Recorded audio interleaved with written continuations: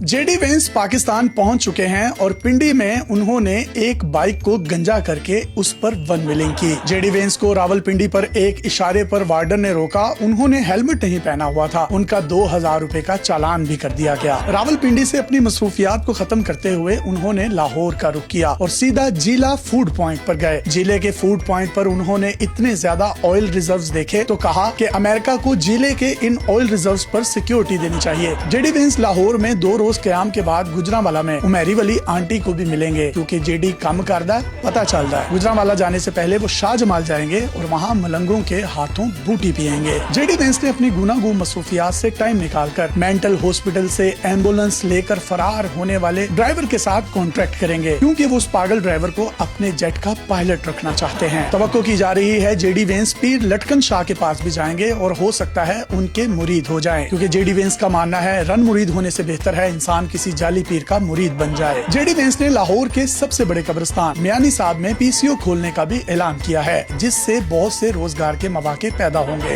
लाहौर के बाद JD Vance Karachi जाएंगे, जहां पर वो अपनी पुरानी क्लास फेलो जो उनके साथ हादी साइंस एकेडमी समनाबाद में पढ़ती थी, मिनाहिल आंटी, उसके साथ गुफ्तो शनीद करेंगे। जेडी वेंस जैसे ही कराची पहुंचे तो उनका आईफोन पीटी अप्रूव नहीं था, जिसकी वजह से उनको शदीद दुश्वारी का सामना करना पड़ा। उन्होंने जो ही अपने मोबाइल पर नजर डाली तो उनको आसमा का मैसेज आ गया कि बराए मेहरबानी मुझे 700 रुपए सेंड कर दें, मेरी अम्मी हॉस्पिटल में है, मैं आपको जल्द ही वापस कर दूंगी। जेडी वेंस कराची में मसरूफ दिन गुजारेंगे। उनके दिन की शुरुआत निदा यासिर के शो से होगी, जहां पर उनका मायूं और उपटन किया जाएगा। अंदाजा ये लगाया जा रहा है कि जेडी वेंस 2 तलवार 3 तलवार या लांडी के इलाके से गुजरेंगे तो कुछ लोग उनका मोबाइल भी छीन सकते हैं, जिसकी वजह से सिक्योरिटी के सख्त तरीन इंतजाम कर दिए गए हैं। कराची का दौरा मुकम्मल करने के बाद वो इस्लामाबाद पहुंचेंगे और हकीम और उनकी बीवी को रेशमी नाले और गर्म जलेबियां लेकर देंगे। जेडी वेंस के एजाज में एक पुरवकार तकरीब होगी, जिसमें जनूबी एशिया के सबसे बड़े सिंगर चाहत फतेह अली खान को $3 अरब